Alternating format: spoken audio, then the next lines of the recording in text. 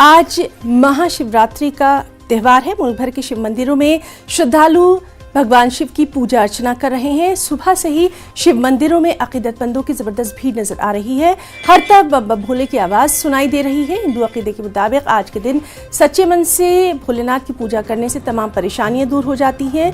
महाशिवरात्रि के मौके पर भोलेनाथ को चंदन, अक्षत, बेलपत्र, धतूरा और फूल चढ़ाए जाते हैं।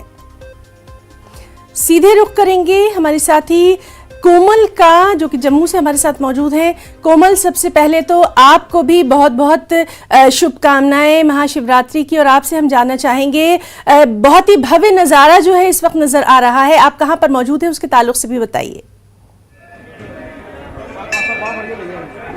हिना, आपने देखा कि आज महाशिवरात्रि है और मंदिरों के शहर के हर मंदिर में आज श्रद्धालुओं का तांता बंधा हुआ है। जिस तरीके से आप कैमरा में मेरे पीछे देख रहे हैं कि इतनी ज्यादा भीड़ लगी हुई है और श्रद्धालु जो है आज इस बात की कामना कर रहे हैं कि पहले तो जम्मू में कोरोना था, पूरे विश्व में कोरोना था, उसकी मन्नतें मांगी तो कोरोना अब लगभग खत्म हो चुका है। और अब यहाँ पर हर श्रद्धालु इस बात की कामना कर रहा है कि यूक्रेन में जो हमारे बच्चे फंसे हुए हैं वो जल्द से जल्द वो वहां से उनको निकाला जाए और वो भारत वापिस आ जाए, अपने अपने घरों में वापस पहुंचे। मैं अपने कैमरामैन से कहूंगी, ये जो भीड़ है वो हिना सबसे पहले आपको बताया कि कितनी ज्यादा तादाद में यहाँ पर श्रद्धालु जो है वो दर्शन करने के लिए आए हैं। महिलाएं भी हैं, पुरुष भी हैं, यहाँ पर श्रद्धालुओं का तांता बंधा हुआ है। और जो महाशिवलिंग है, जिस शिव के दर्शन करने के लिए यहाँ पर लोग जो है वो दूर दूर से आते हैं, वो भी आपको तस्वीरों में दिखाने की कोशिश करेंगे कि आप शंभू इस मंदिर में दूर दूर से लोग यहाँ पर दर्शन करने के लिए आते हैं और अपनी मन की मुराद मांगते हैं और उनकी हर इच्छा यहाँ पर पूरी होती है। नहीं ना,